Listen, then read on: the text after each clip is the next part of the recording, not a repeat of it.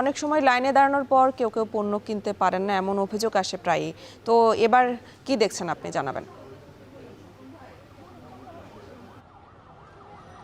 ধন্যবাদ। আপনি প্রথম প্রশ্নটি দিয়ে শুরু করে আপনি যেটি বলছিলেন যে ক্রেতারা সাধারণত এই অভিযোগটি আসে যারা এই দীর্ঘ সারি আপনি দেখতে পাচ্ছেন যে এখানে দীর্ঘ সারি টিসিবি ট্রাক সেল যেটিকে বলা হয় সেখানে ক্রয় করার জন্য এখানে স্বল্পমূল্যে খাদ্যপণ্য দিচ্ছে। কিন্তু এই অভিযোগটা আমরা এখানে এসে শুনছিলাম, কারণ এখানে তারা বলছিল যারা এই স্বল্প মূল্যে পণ্য কেনার জন্য এই লাইনে দাঁড়িয়েছেন তারা বলছিলেন যে এখানে যদি টোকেন সিস্টেমের ব্যবস্থা করা যায় তাহলে যারা এই লাইনে দাঁড়িয়েছেন তারা আসলে এই পণ্যটি পাবেন। এবং তারা অভিযোগ করছিলেন যে একই ব্যক্তি একাধিকবার নিচ্ছেন এই পণ্যগুলো, সেই অভিযোগ তারা করছেন, এই জন্যই মূলত তারা টোকেন ব্যবস্থার কথা বলছিলেন। এবং যারা আসলে দায়িত্বে রয়েছেন ট্রাকে তাদের সাথে এই বিষয়টি আলাপ করছি, তারা বলছেন যে সামগ্রিকভাবে যেহেতু এখানে একটি সীমাবদ্ধতা রয়েছে 400 জনকে তারা এটি দিতে পারে। এখানে মূলত 5টি পণ্য বিক্রি করা হচ্ছে, বিশেষ করে 5টি পণ্যের একটি প্যাকেজ হিসেবে এখানে বিক্রি করছে 600 টাকা করে। চিনি, মসুর ডাল, ভোজ্য তেল, ছোলা এবং খেজুর, এই 5টি পণ্য মূলত এখানে একটি প্যাকেজ আকারে দিচ্ছে এবং 40 জনকে দিতে পারবে। সেই জায়গা থেকে তারা বলছেন যে আসলে এই সংখ্যাটি যারা ক্রেতা তাদের চাপ অনেক বেশি হয়, যেহেতু আমরা যদি সাধারণত এই ট্রাক সেল থেকে যারা একটু স্বল্প আয়ের মানুষ তাদেরকে এই ট্রাক সেলগুলোতে বেশি ভিড় জমাতে দেখা যায়। সেই জায়গা থেকে তারা কার্যক্রম এখন শুরু করবেন কিছুক্ষণের মধ্যে, এবং এই সীমাবদ্ধতার কারণেই মূলত তারা বলছেন এক ধরনের বিশৃঙ্খলা হয়। এবং আমরা এসে সত্যিকার অর্থে তার একটি বাস্তব চিত্র দেখেছি, এখানে যারা লাইনে দাঁড়িয়েছেন তাদের মধ্যে বাকবিতণ্ডা। সামগ্রিকভাবে তারা বলছেন যে প্রতিদিনই তারা এই যে পণ্য সেটি বিক্রি করবেন, এবং আজকে যেহেতু 12টা বেজে গেছে এবং কেউ কেউ এখানে 10টা থেকে 11টা থেকে এখানে এসে লাইনে দাঁড়িয়েছেন, এবং যারা এই টিসিবির পণ্য ক্রয় করছেন তারা বলছেন যে এটি প্রতিদিনই তারা রমজানে তাদের নিয়মিত কার্যক্রম হিসেবে চলবে। এবং এখানে যদি বলি যে চিনি 1 কেজি চিনি দেওয়া হচ্ছে, মসুর ডাল 2 কেজি, ভোজ্য তেল দেওয়া হচ্ছে 2 কেজি, ছোলা 1 কেজি তারা দিচ্ছেন, এবং পাশাপাশি খেজুর যেটি বলছিলাম যে 5টি পণ্য খেজুর হাফ কেজি অর্থাৎ আধা কেজি করে এখানে তারা দিচ্ছেন।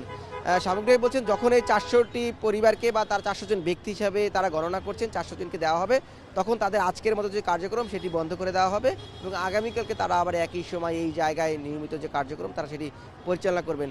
এই টিসিবির পণ্য বিক্রয় নিয়ে খুলনা থেকে আরও জানাবেন আমাদের সহকর্মী তরিকুল ইসলাম।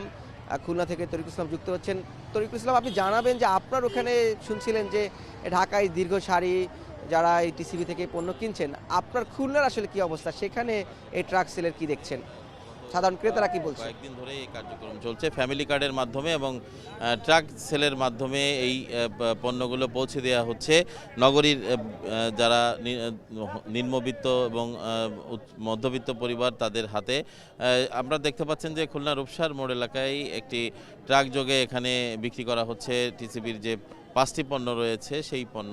রমজানকে সামনে রেখে মূলত এই কার্যক্রম আরও বেশি জোরদার করা হয়েছে। সারা বছর ফ্যামিলি কার্ডের মাধ্যমে যে পণ্যগুলো দেওয়া হয় তার বাইরে রমজানকে সামনে রেখে এখানে ছোলা এবং এখানে খেজুর দেওয়া হচ্ছে, সাথে তেল এবং ডাল রয়েছে।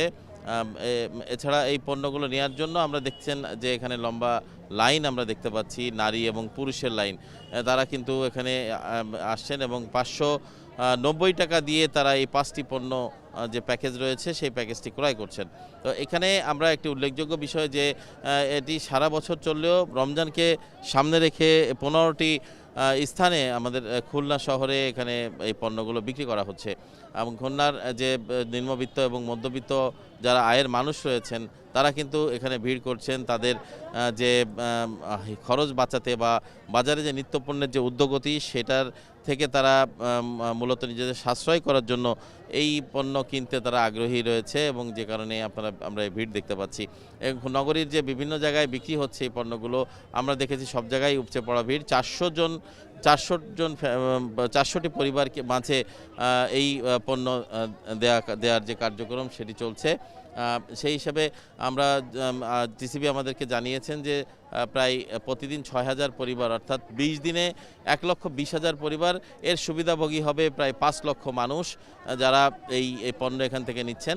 তো এই পণ্যের গুণগত মান ভালো বলে যারা কিনছেন তারা আমাদেরকে জানিয়েছেন এবং যারা বিক্রি করছেন তারা বলছেন যে অন্যান্য বারের তুলনায় এবারে টিসিবির যে পণ্য বিক্রি হচ্ছে রমজানের যে ভোগ্যপণ্য সেটির মান অনেক ভালো বলে তারা দাবি করছেন। সব মিলিয়ে আমরা যেটি দেখছি যে এটি বাজার নিয়ন্ত্রণে যে ভূমিকা রাখার কথা টিসিবির পণ্য বিক্রির সুলভ মূল্যে বিক্রির মাধ্যমে সেটি সুফলটা জনসাধারণ ভোগ করছে। সব মিলিয়ে এই ছিল অ্যানি আমার কাছে খুলনা থেকে টিসিবি পণ্য বিক্রির সর্বশেষ খবর।